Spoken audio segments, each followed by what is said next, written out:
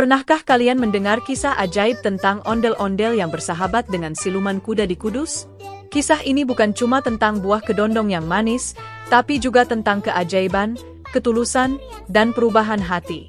Assalamualaikum warahmatullahi wabarakatuh, teman-teman semua. Semoga kalian selalu dalam lindungan Allah Subhanahu wa Ta'ala dan diberi hati yang penuh kebaikan. Herba, sebelum lanjut, yuk bantu channel ini berkembang dengan like, komen, dan subscribe agar makin semangat menghadirkan kisah penuh hikmah dari seluruh Nusantara. Bismillahirrohmanirrohim. Dengan menyebut nama Allah yang Maha Pengasih lagi Maha Penyayang, mari kita mulai kisah legendaris ini. Segala puji hanya milik Allah, yang telah menciptakan alam semesta dengan begitu indahnya, termasuk pepohonan kedondong yang berbuah lebat di Tanah Kudus.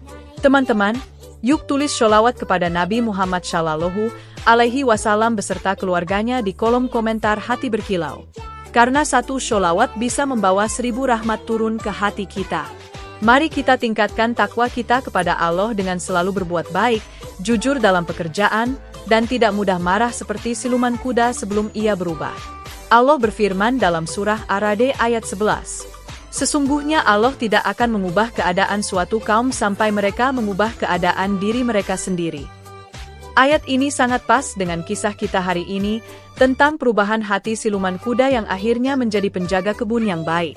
Teman-teman, tulis juga di kolom komentar asal daerah kalian, biar kita tahu dari mana saja sahabat penikmat kisah ondel-ondel ini berasal globe dengan Asia Australia. Tonton videonya sampai selesai ya, karena di akhir cerita ada pertanyaan spesial di deskripsi.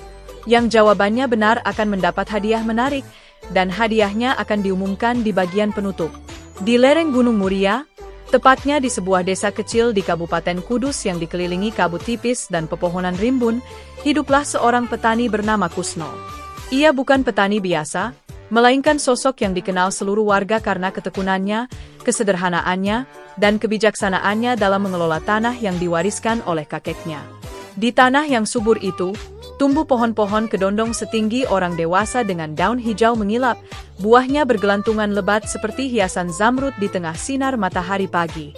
Ketika embun menetes di ujung daun, kebun itu tampak seperti lautan permata, berkilau dan menyejukkan mata siapapun yang memandangnya.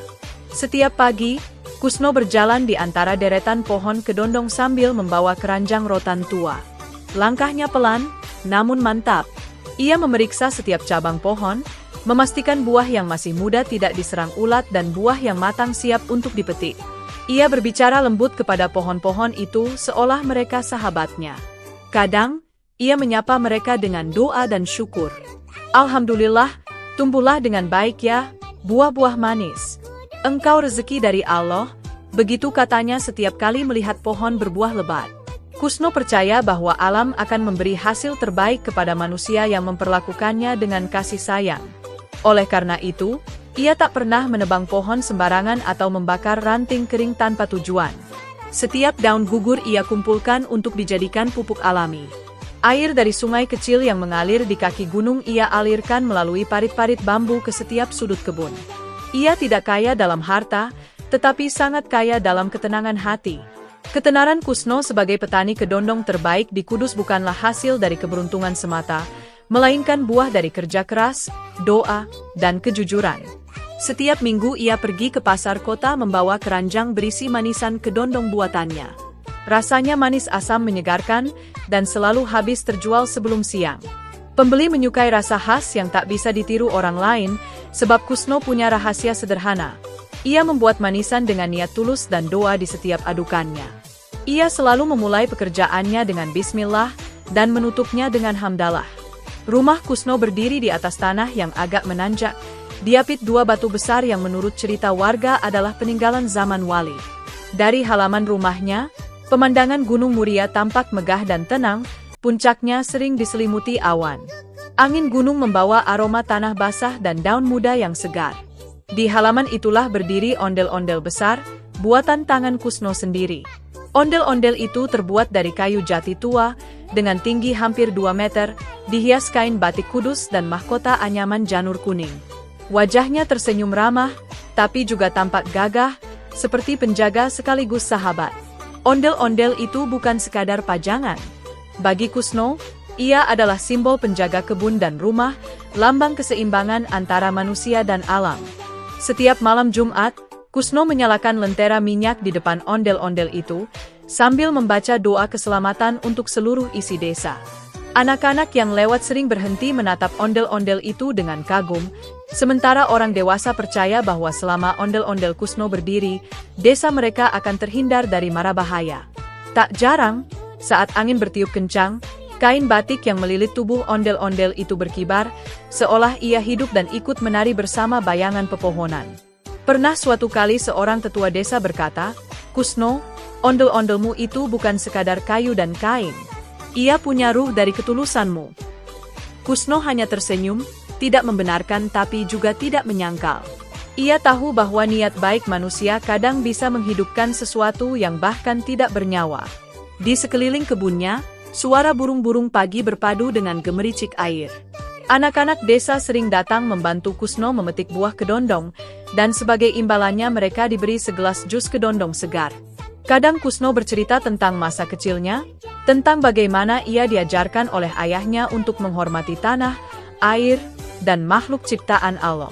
"Kalau kita merawat bumi," katanya suatu sore, "bumi akan menjaga kita." Kata-kata itu sederhana, tapi bagi anak-anak yang mendengarnya, terasa seperti nasihat dari guru besar. Setiap tahun, ketika musim panen tiba, kebun Kusno berubah menjadi lautan hijau muda dengan sentuhan kekuningan dari buah kedondong matang. Warga dari desa tetangga datang membantu panen. Suasana ramai, penuh tawa, dan aroma manis buah memenuhi udara. Di bawah pohon terbesar, Kusno selalu mengadakan syukuran sederhana, memasak sayur asem, sambal terasi, dan gorengan pisang untuk semua yang membantu. Ia tak pernah lupa menyebut nama Allah di setiap ucapan syukur, sebab ia tahu bahwa rezeki bukan sekadar dari hasil panen, tapi dari kebersamaan dan rasa syukur yang tulus. Namun di balik ketenangan itu, Kusno menyimpan satu rahasia kecil. Sejak dulu, warga desa sering bercerita bahwa kebun di lereng Gunung Muria itu pernah dijaga oleh sosok makhluk gaib berbentuk kuda putih. Konon, kuda itu dulunya adalah penjelmaan dari seekor hewan sakti yang melindungi sumber air di sana. Tapi setelah banyak manusia serakah yang menebang pohon sembarangan, makhluk itu menghilang, meninggalkan kabut tebal setiap malam. Kusno tidak pernah menolak cerita itu, tapi juga tidak menakutinya. Ia hanya percaya, kalau niat manusia baik, maka makhluk apapun, baik yang tampak maupun tak tampak, akan bersahabat dengannya. Malam hari, ketika suara jangkrik menggema dan angin berdesir lembut di antara dedaunan, Kusno sering duduk di beranda rumahnya. Di depan, ondel-ondel berdiri tegak diterangi cahaya lampu minyak. Dalam diam, ia berbicara dalam hati, "Wahai penjaga kebun, lindungilah buah-buah ini. Semoga tak ada tangan jahil atau makhluk yang datang membawa mara bahaya." Kadang, dari kejauhan terdengar suara seperti derap langkah kuda. Kusno hanya tersenyum dan berucap, "Kalau engkau memang ada, jagalah tempat ini bersamaku." Setiap sudut kehidupannya penuh kesederhanaan namun bermakna. Ia tidak mengenal teknologi canggih, tapi mengenal dengan baik tanda-tanda alam. Ketika angin berhembus dari utara, ia tahu hujan akan turun 3 hari lagi. Ketika burung-burung terbang rendah, ia tahu musim panen akan segera usai. Dalam dirinya, ilmu dan keimanan berpadu dalam harmoni. Ia menyayangi sesama petani, menolong yang kekurangan, dan mengajarkan anak-anak desa tentang arti sabar dan kerja keras. Suatu pagi, di tengah udara sejuk dan kabut tipis yang menggantung, Kusno berdiri di tepi kebunnya sambil menatap matahari terbit. Cahaya jingga menembus sela-sela dedaunan, menciptakan lukisan alam yang menakjubkan. Di saat seperti itu, Kusno sering merasakan kedamaian yang sulit dijelaskan. Ia merasa bahwa setiap hembusan angin adalah zikir, setiap daun yang bergoyang adalah tasbih, dan setiap buah yang tumbuh adalah tanda cinta Allah kepada hambanya. Warga desa memanggilnya Pak Kusno sang penjaga kedondong. Banyak yang datang minta nasihat kepadanya, bukan hanya tentang pertanian, tapi juga kehidupan. "Kalau kamu ingin tanamanmu subur," katanya suatu kali kepada pemuda desa, "jangan hanya siram dengan air, tapi juga dengan doa." Kata-kata itu kemudian menjadi pepatah yang diingat warga, doa adalah pupuk hati, dan hati yang subur melahirkan rezeki. Maka begitulah kehidupan sehari-hari Kusno berjalan dengan tenang. Dari pagi hingga sore ia bercocok tanam, malamnya ia berzikir dan berdoa di bawah cahaya lentera. Rumah bambu kecilnya selalu bersih, penuh aroma dedaunan dan minyak kayu putih. Ondel-ondel di halamannya berdiri seperti penjaga abadi, setia menemani setiap hari yang ia lewati. Dan di langit kudus yang biru, awan bergulung lembut seolah ikut menyaksikan perjalanan hidup seorang petani sederhana yang penuh rasa syukur. Ia tidak tahu bahwa sebentar lagi, ketenangan itu akan diuji. Bahwa di balik kabut lembut Gunung Muria, seekor siluman kuda telah lama memperhatikannya, menunggu waktu untuk turun ke kebun kedondong itu. Tapi untuk saat ini, Kusno tetap menjalani harinya dengan damai, penuh keyakinan bahwa semua yang tumbuh dari tanah adalah titipan Allah, dan setiap penjaga, entah manusia, ondel-ondel, atau makhluk halus, memiliki perannya masing-masing di dunia ini. Suatu malam yang sunyi di kaki Gunung Muria, langit tampak muram diselimuti kabut tebal yang menurunkan suhu hingga menusuk ke tulang. Bulan yang biasanya terang benderang kini tersembunyi di balik awan gelap. Hanya sesekali cahaya kilat menyambar, menampakkan pepohonan yang menunduk diterpa angin malam. Di tengah keheningan itu, dari arah sungai kecil di belakang kebun kedondong milik Kusno, terdengar suara gemuruh aneh. Bukan suara air terjun, bukan pula suara binatang biasa, melainkan derap langkah berat seperti seekor kuda raksasa yang sedang berlari di atas tanah basah. Awalnya, Kusno mengira itu hanya suara petir yang menggema di lembah. Namun beberapa detik kemudian, tanah di bawah kakinya benar-benar bergetar. Ia segera keluar rumah, membawa lampu minyak kecil dan berdiri di beranda.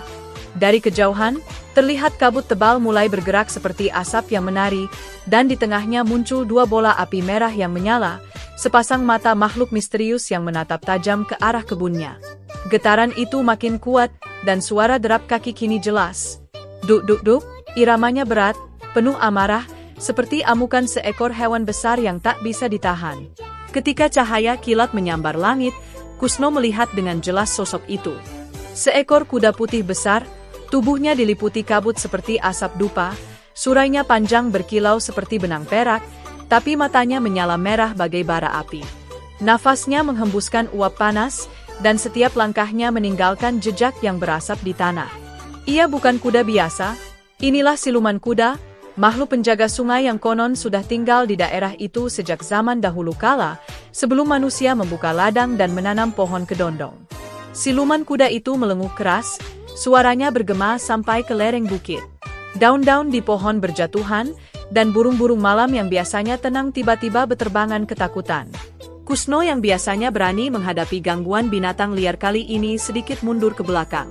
Namun rasa tanggung jawab sebagai pemilik kebun membuatnya tetap bertahan. Ia melihat siluman kuda itu menghampiri area penjemuran kedondong, lalu mulai memakan buah-buah itu dengan ganas.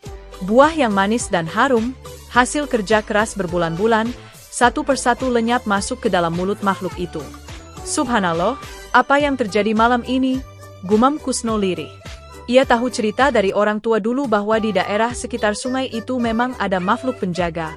Tapi baru kali ini ia melihatnya dengan mata kepala sendiri. Angin tiba-tiba berputar cepat, menerbangkan buah-buah kedondong yang belum kering. Anyaman bambu penjemurannya beterbangan, dan udara seolah dipenuhi aroma kedondong yang menyengat. Awan di atas kebun ikut berputar, menandakan kekuatan besar tengah bangkit. Ondel-ondel buatan Kusno yang berdiri di halaman rumah tampak bergoyang terkena tiupan angin. Wajahnya yang besar dan tersenyum kini tampak menakutkan dalam cahaya lampu minyak yang bergoyang-goyang. Suasana berubah mencekam, seolah seluruh alam ikut menahan napas menyaksikan amarah sang siluman. Kusno menggenggam tasbih di sakunya, mencoba menenangkan diri sambil berzikir pelan. Ia tahu, makhluk itu bukan sembarang hantu, melainkan penjaga alam yang marah karena wilayahnya dianggap terganggu oleh manusia. Kusno mengingat pesan almarhum ayahnya, kalau kau bertemu makhluk gaib di kebun, jangan lari, jangan menantang. Tapi sapa dengan salam, dan niatkan hatimu untuk damai. Maka dengan suara bergetar, ia mengucap, Assalamualaikum wahai makhluk ciptaan Allah, aku tidak bermaksud mengganggu wilayahmu. Aku hanya petani kecil yang menanam kedondong agar bisa memberi makan keluarga.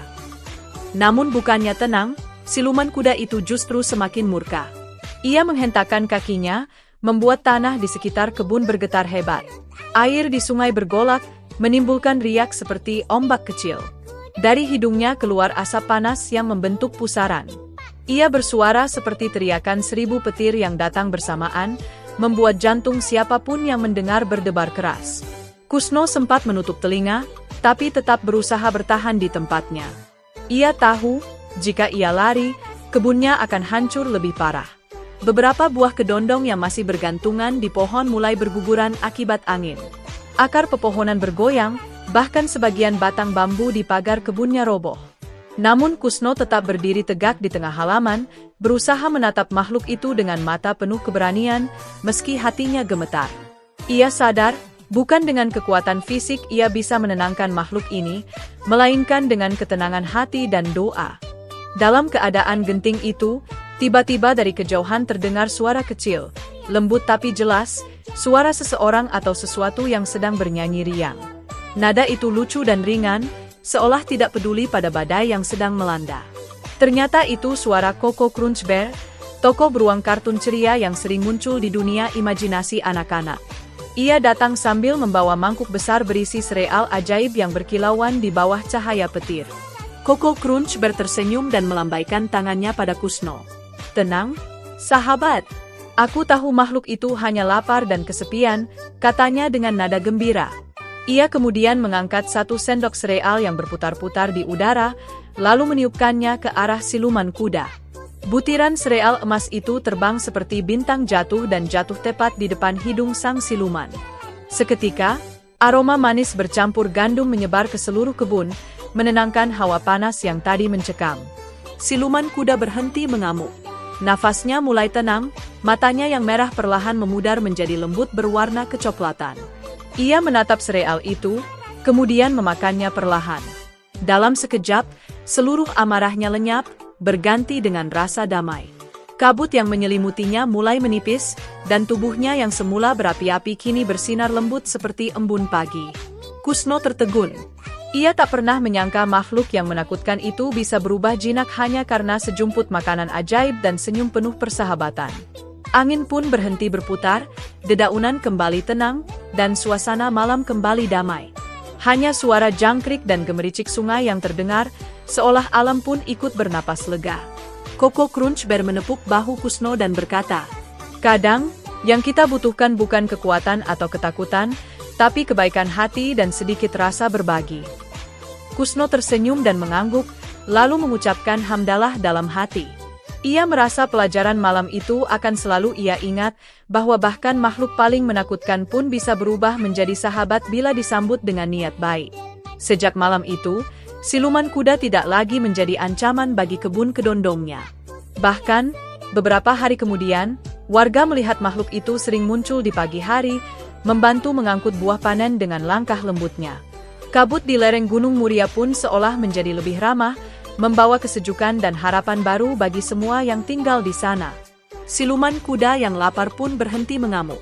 Nafas panas yang sebelumnya membakar udara malam kini berubah menjadi embusan lembut yang membawa aroma rumputan basah. Ia memandangi butiran sereal ajaib yang masih berkilau di udara, menari-nari di bawah cahaya bulan. Perlahan, satu butir jatuh tepat di ujung hidungnya. Dengan hati-hati, ia menjilatnya. Begitu rasa manis dan hangat itu menyentuh lidahnya, seolah ada sesuatu yang bergetar di dalam dadanya. Rasa itu bukan sekadar manis seperti gula, melainkan lembut, penuh kehangatan, seperti rasa yang hanya bisa muncul dari niat baik dan doa. Matanya yang tadinya menyala merah menyala kini meredup. Cahaya merah itu padam, digantikan sinar keemasan yang lembut. Ia mengerjapkan matanya beberapa kali, seolah belum percaya dengan apa yang ia rasakan. Hatinya mulai bergetar, bukan karena amarah, tapi karena sesuatu yang baru, perasaan hangat yang sudah lama hilang, kedamaian. Untuk pertama kalinya setelah ratusan tahun hidup dalam kesepian dan amarah, siluman kuda itu merasa tenang. Ia merenung, menatap sekeliling. Kebun kedondong yang tadi porak-poranda kini kembali damai, daun-daun berkilauan tertimpa cahaya bulan, dan udara yang tadinya panas kini berubah menjadi sejuk. Ia menghela nafas panjang, berat namun lega, seperti beban besar di hatinya baru saja terangkat. Di depannya berdiri ondel-ondel Kusno, tinggi dan gagah, dengan wajah kayu yang tersenyum tenang. Di sampingnya, Koko Crunch masih memegang mangkuk besar berisi sereal ajaib, sesekali menaburkannya ke tanah. Butiran sereal yang jatuh bercahaya, tumbuh menjadi bunga-bunga kecil berwarna emas yang segera mekar di antara akar pohon kedondong. Semuanya tampak damai, seperti dunia yang baru saja disucikan dari amarah. Siluman kuda menundukkan kepalanya pelan, tubuh besarnya yang berotot kini tampak lemah lembut. Ia memandangi ondel-ondel itu dengan penuh hormat, lalu bersuara lirih, namun suaranya bergema lembut di udara. Maafkan aku, wahai penjaga kebun dan manusia bijak dari Kudus. Aku telah dikuasai amarah, aku buta oleh rasa iri dan kesepian. Aku dulu penjaga tanah ini, sebelum manusia datang dan menanam. Tapi ketika orang-orang berhenti berdoa, aku kehilangan arah. Aku pikir, aku dilupakan. Kusno yang mendengar suara itu terdiam. Hatinya terenyuh.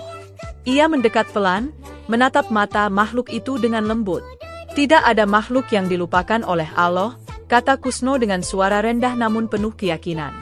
Hanya saja, kadang kita yang lupa bagaimana cara bersyukur dan menjaga apa yang telah diberikan. Ucapan itu membuat siluman kuda tertegun. Ia menatap langit, melihat bulan purnama bersinar di antara awan tipis. Air matanya, air mata, mengalir perlahan dari mata yang dulu penuh api. Tetesannya jatuh ke tanah, dan anehnya, setiap tetes yang jatuh menumbuhkan rumput hijau baru yang segar. Alam seolah ikut menangis bersama makhluk itu, tapi bukan tangis kesedihan, melainkan tangis kelegaan dan penyesalan yang indah. Koko Crunch tersenyum lebar, menepuk tangan dan bersorak kecil. Nah, ini baru sahabat sejati. Kalau kamu mau, siluman kuda, aku beri satu mangkuk sereal ajaib ini khusus untukmu. Tapi janji ya, mulai malam ini kamu tidak lagi marah, tidak lagi merusak, dan tidak lagi kesepian. Kamu akan menjaga kebun ini bersama Kusno, ondel-ondel, dan semua makhluk kecil di sini. Siluman kuda mengangguk perlahan. Ia maju satu langkah, lalu menunduk di hadapan ondel-ondel Kusno. Gerakannya penuh hormat, seolah seekor kuda yang menyerahkan hatinya kepada tuan barunya. Lalu, dengan suara yang berat tapi lembut, ia berkata, "Aku berjanji, atas nama alam yang menaungiku dan atas izin Allah yang Maha Kuasa, aku tidak akan lagi merusak kebun ini. Aku akan menjadi penjaganya. Aku akan menjaga buah-buah kedondong ini tumbuh subur, menjadi rezeki bagi manusia yang bersyukur." Ondel-ondel Kusno, meski wajahnya kaku dari kayu, seolah tersenyum lebih lebar. Angin bertiup lembut di sekelilingnya, menggoyangkan kain batiknya. Dari dalam dadanya, cahaya biru berpendar, menyentuh kepala siluman kuda. Cahaya itu seperti memberkati makhluk itu, menandakan diterimanya janji yang tulus. Langit pun berpendar, dan seolah semesta menyambut perjanjian damai itu. Koko Crunch menari kecil di tempatnya sambil berkata riang, "Nah, sekarang semuanya bahagia. Tidak ada lagi amarah, tidak ada lagi pertengkaran. Hanya buah manis, udara segar, dan kebun yang subur." Ia menaburkan sedikit sereal ke udara lagi, dan butiran-butiran itu membentuk tulisan yang melayang di langit. Damai untuk yang mau berubah. Kusno menatap tulisan itu sambil tersenyum, lalu berucap pelan. Betul sekali, perubahan hanya datang bagi mereka yang mau membuka hati. Kemudian, ia menepuk leher siluman kuda itu dengan lembut. Mulai malam ini, kau bukan lagi siluman, tapi sahabat kami. Kau penjaga kebun, penjaga panen, dan penjaga harmoni di tanah Kudus. Siluman kuda mengangkat kepalanya tinggi-tinggi dan meringkik pelan. Suaranya tidak lagi menyeramkan, tapi indah dan bergema jauh sampai ke kaki Gunung Muria. Suara itu terdengar seperti musik alam. Suara yang membuat burung-burung di pepohonan bangun dan ikut berkicau, membuat ikan di sungai melompat gembira, dan membuat bintang di langit berkelip lebih terang. Kusno menatap pemandangan itu dengan mata berkaca-kaca. Ia tidak menyangka, kebunnya yang sederhana kini menjadi tempat pertemuan antara dunia manusia, dunia roh, dan dunia ajaib. Ia berlutut dan berdoa dalam hati. Ya Allah, Engkau maha membolak-balikkan hati. Hari ini aku melihat keajaiban-Mu. Engkau mampu mengubah amarah menjadi kasih, dan kebencian menjadi penjagaan. Jadikanlah aku hamba yang selalu ingat bahwa semua makhluk, sekecil apapun, adalah ciptaan Mu yang punya tujuan. Malam itu berubah menjadi malam paling damai dalam hidup Kusno. Bintang-bintang bertaburan, dan dari puncak Gunung Muria terdengar desir angin yang seperti mengucap tasbih. Siluman kuda kini duduk di dekat sungai kecil, menatap air yang mengalir tenang. Ia tak lagi tampak menyeramkan. Dari tubuhnya kini keluar cahaya putih yang lembut, menerangi sekitar kebun. Setiap kali ia bernafas, tumbuh rerumputan baru yang segar dan wangi. Ondel-ondel Kusno kembali ke tempatnya semula, berdiri gagah di antara dua pohon kedondong tua. Tapi kini, di matanya terpantul sinar kehidupan. Ia tidak hanya menjadi simbol penjaga kebun, melainkan juga saksi perubahan, dari kebencian menjadi kasih sayang. Di bawah sinar bulan, kain batiknya berkibar lembut, seolah ikut berdoa. Koko Crunch Bear, yang kini duduk di batu besar sambil memegang sendok kayu, menatap Kusno dan berkata dengan nada riang. "Kau tahu, Kusno? Aku pernah ke banyak tempat, dan aku belajar satu hal. Kadang makhluk paling kuat bukan yang bisa menguasai, tapi yang bisa mengendalikan dirinya sendiri. Dan malam ini, siluman kuda telah membuktikannya." Kusno mengangguk setuju. "Benar sekali, sahabatku. Dalam setiap diri, ada sisi gelap dan terang. Tapi yang membuat manusia dan makhluk mulia adalah ketika mereka memilih cahaya meski pernah dikuasai gelap." Hening sejenak. Hanya suara air yang mengalir dan serangga malam yang bersahutan. Kemudian, siluman kuda berdiri dan mendekati Kusno. Dengan suara rendah ia berkata, "Mulai besok pagi, aku akan membantu. Aku akan menarik gerobak panenmu, aku akan menjaga buah yang dijemur agar tak dimakan hewan liar. Dan jika badai datang, aku akan menahannya agar tak merusak kebunmu." Kusno tersenyum, menepuk bahu besar siluman itu. Itulah bentuk tobat yang paling indah, bukan hanya menyesal, tapi memperbaiki diri dengan perbuatan baik. Sejak malam itu, siluman kuda tak lagi menjadi momok bagi warga Kudus. Ia berubah menjadi penjaga kebun yang bijak dan setia. Setiap pagi, warga desa yang melintasi jalan di tepi sungai Rahtawu sering melihat seekor kuda putih besar sedang menarik gerobak penuh kedondong, dengan langkah lembut dan mata bersinar damai. Di belakangnya, selalu ada Koko Crunch Bear yang menabur sereal kecil untuk anak-anak desa sambil tertawa riang. Anak-anak sering memanggilnya, si penjaga kedondong. Mereka tidak tahu kalau dulu ia adalah siluman yang menakutkan. Mereka hanya tahu, setiap kali mereka tersesat di kebun, suara ringkikan lembut akan menuntun mereka pulang. Dan setiap kali panen tiba, langit selalu cerah, seolah alam memberkati hasil kerja mereka. Kusno kini hidup lebih damai dari sebelumnya. Ia tahu, kebunnya dijaga bukan hanya oleh pagar dan ondel-ondel, tapi juga oleh niat baik, doa, dan persahabatan yang tulus. Ia pun selalu mengajarkan kepada anak-anak yang datang, jangan pernah sombong karena merasa paling benar. Lihatlah siluman kuda itu, dulu ia makhluk marah, kini ia jadi penjaga kebun. Kalau hati mau berubah, Allah akan membuka pintu sebesar-besarnya. Koko Crunch Bear sering duduk di beranda rumah Kusno sambil mengunyah serealnya, menatap matahari pagi yang naik perlahan dari balik Gunung Muria. Ia selalu bilang sambil tertawa, "Lihat, dunia ini jadi manis kalau kita semua berhenti marah dan mulai berbagi." Dan begitulah, sejak malam itu, kebun kedondong di Kudus menjadi simbol perdamaian dan keberkahan. Semua orang tahu kisahnya, kisah tentang ondel-ondel yang hidup, beruang pembawa sereal ajaib, dan siluman kuda yang bertobat menjadi penjaga panen. Tapi bagi Kusno, itu lebih dari sekadar legenda. Itu adalah pelajaran hidup, bahwa kebaikan bisa tumbuh bahkan di tanah yang dulu digenangi amarah. Hari-hari berikutnya, kebun Kusno semakin makmur. Pagi-pagi buta, embun turun seperti mutiara di atas dedaunan kedondong. Sinar matahari menembus celah ranting, menyalakan warna hijau yang berkilau seperti zamrud. Udara yang dulu terasa berat oleh amarah dan ketakutan kini berubah menjadi sejuk, ringan, dan penuh kehidupan. Burung-burung kecil bersiul dari satu dahan ke dahan lain, menyambut datangnya hari baru dengan kicau yang riang. Setiap kali angin berhembus, daun-daun menari lembut, seolah mengucap doa syukur atas damainya bumi Kudus. Kebun kedondong itu kini bukan sekadar ladang buah, tapi tempat ziarah hati bagi siapapun yang datang. Orang-orang dari berbagai daerah mendengar kisah ajaib tentang siluman kuda yang berubah menjadi penjaga panen, dan mereka datang ingin melihat sendiri tempat keajaiban itu terjadi. Ada yang datang membawa keluarga, ada yang datang sendirian untuk berdoa, dan ada pula yang datang hanya untuk mencari ketenangan di bawah pohon kedondong yang rindang. Setiap kali wisatawan tiba, Kusno selalu menyambut mereka dengan senyum ramah. Ia tak pernah sombong, meski kini kebunnya terkenal. Semua ini bukan hasil kekuatanku, katanya dengan rendah hati, tapi buah dari kesabaran dan keikhlasan.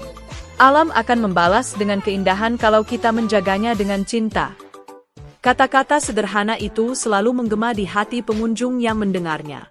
Buah kedondong di kebun itu pun kini terkenal luar biasa manisnya. Tak ada yang bisa menjelaskan bagaimana mungkin buah yang dulunya asam kini berubah menjadi semanis madu. Para peneliti dari luar kota pernah datang, memeriksa tanah dan air, tapi tak menemukan hal aneh. Mereka hanya berkata, tanah ini diberkahi. Namun Kusno tahu, rahasianya bukan pada tanah atau air, melainkan pada energi damai yang mengalir dari hati setiap makhluk di kebun itu. Setiap pagi, siluman kuda yang dulu menakutkan kini terlihat berjalan tenang di antara barisan pohon. Tubuhnya kini putih bersih, bulunya berkilau seperti perak. Setiap kali matahari menyentuh tubuhnya, cahaya itu memantul dan menerangi jalan setapak. Ia menarik gerobak kayu besar berisi buah kedondong matang yang harum. Di atas gerobak, Koko Crunch berduduk sambil bersenandung lagu ceria, sesekali melemparkan sereal kecil kepada anak-anak yang lewat. Anak-anak pun tertawa, mengejar sereal yang berkilau di udara sebelum jatuh di tanah. Siluman kuda jadi penjaga kebun, teriak anak-anak dengan gembira. Bukan siluman lagi, jawab yang lain, sekarang dia malaikat penjaga panen. Setiap kali Kusno mendengar itu, hatinya terasa hangat. Ia tahu, manusia sering lupa bahwa semua makhluk, bahkan yang paling kelam, punya kesempatan untuk berubah. Dan kini, perubahan itu menjadi nyata di depan matanya. Sementara itu, ondel-ondel Kusno berdiri gagah di tengah kebun.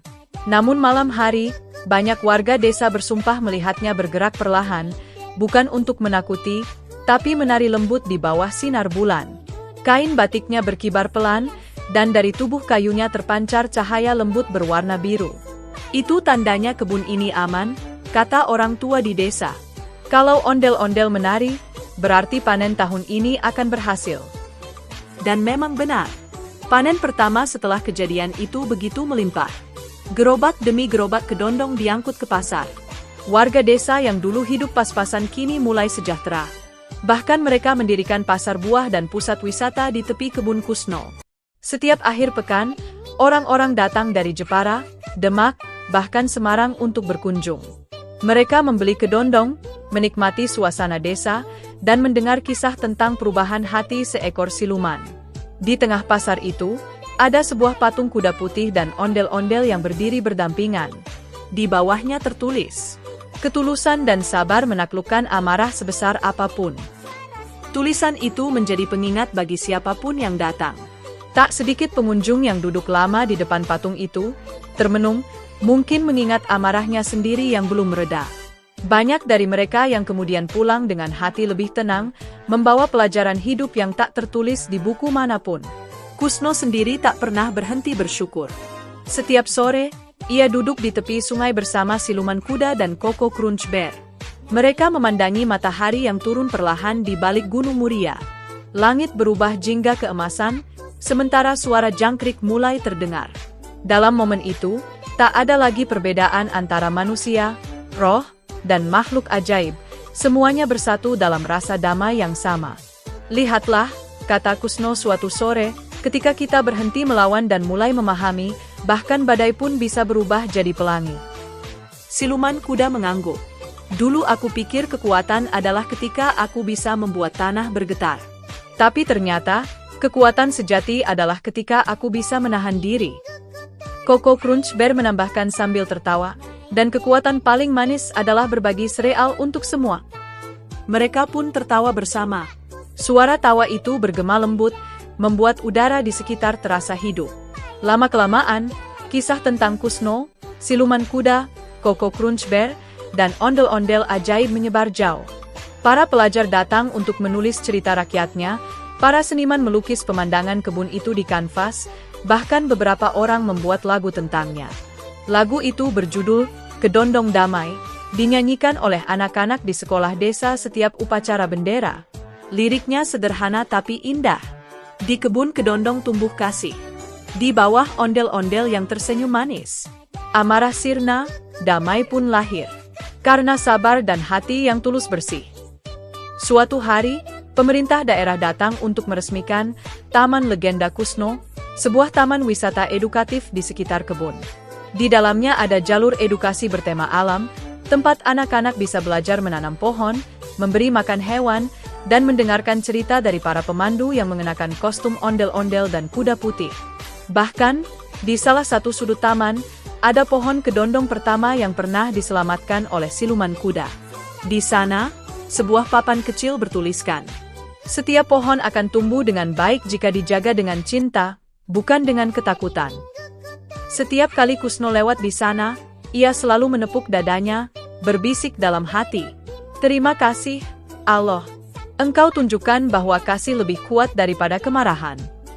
Waktu terus berlalu. Musim berganti. Daun berguguran lalu tumbuh kembali. Tapi kedamaian di kebun itu tak pernah pudar. Kadang hujan turun deras, kadang angin datang kencang, tapi tidak satu pun pohon tumbang. Seolah seluruh alam menjaga tempat itu bersama-sama. Kusno semakin tua, rambutnya memutih, tapi semangatnya tak pernah padam.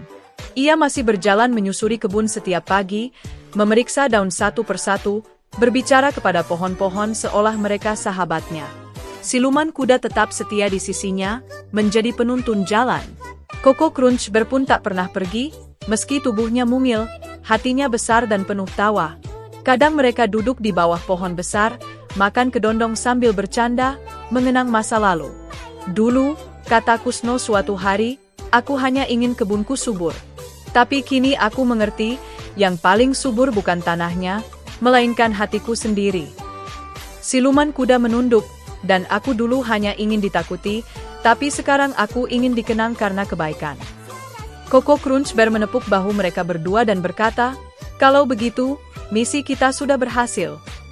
Hari-hari terus berlalu, dan setiap tahun, pada tanggal ketika siluman kuda pertama kali berubah, warga desa mengadakan festival damai kedondong. Orang-orang memakai topeng ondel-ondel, kuda putih, dan beruang coklat kecil. Mereka berkeliling desa sambil membawa buah kedondong dan menari bersama.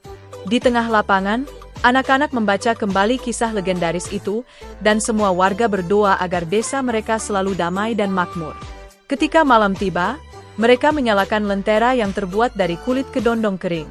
Lentera-lentera itu melayang ke langit, membentuk cahaya hijau keemasan. Orang-orang percaya, setiap lentera adalah simbol amarah yang dilepaskan, dan berubah menjadi doa yang naik ke langit. Dari kejauhan, terlihat sosok besar siluman kuda yang kini bersinar lembut, berjalan di antara warga desa. Ia tidak lagi ditakuti. Anak-anak bahkan berlari ke arahnya, memegang ekornya sambil tertawa. Ondel-ondel Kusno yang berdiri di tengah lapangan tampak bergetar lembut, seperti ikut tersenyum. Sementara Koko Crunch Bear berdiri di atas panggung, menabur sereal berkilau ke udara sambil berteriak gembira. "Selamat datang damai. Selamat tinggal amarah." Sorak-sorai menggema di seluruh desa. Semua orang tahu bahwa yang mereka rayakan bukan sekadar panen, tapi kemenangan hati. Kemenangan atas ego, atas dendam, atas keserakahan. Karena pada akhirnya, semua keburukan akan kalah oleh ketulusan dan kesabaran. Malam itu, Kusno menatap langit. Di antara bintang-bintang, ia merasa melihat bayangan wajah-wajah yang pernah datang, mungkin arwah para leluhur yang tersenyum bangga. Ia tersenyum balik, lalu berkata pelan, "Aku hanya petani kecil, tapi dengan kasih dan kesabaran, Allah izinkan aku menjaga surga kecil di bumi ini." Dan memang demikianlah adanya. Dari tanah sederhana di Kudus, tumbuh legenda yang mengajarkan bahwa ketulusan dan sabar bisa menaklukkan amarah sebesar apapun. Legenda itu kini tak hanya diceritakan di desa, tapi juga di sekolah, di film pendek, dan bahkan di buku pelajaran anak-anak. Di setiap cerita, nama Kusno disebut dengan hormat, dan siluman kuda dikenang bukan sebagai monster, tapi sebagai penjaga suci yang berubah karena cinta dan pengampunan. Alhamdulillah, teman-teman, sudah selesai menonton cerita hari ini. Jangan lupa selalu bersholawat kepada Nabi Muhammad Shallallahu Alaihi Wasallam dan keluarganya. Tetaplah bertakwa kepada Allah, karena ketakwaan adalah kunci keberkahan hidup. Bagi yang menjawab pertanyaan di deskripsi dengan benar, semoga mendapatkan doa husnul khotimah dan masuk surga tanpa hisab.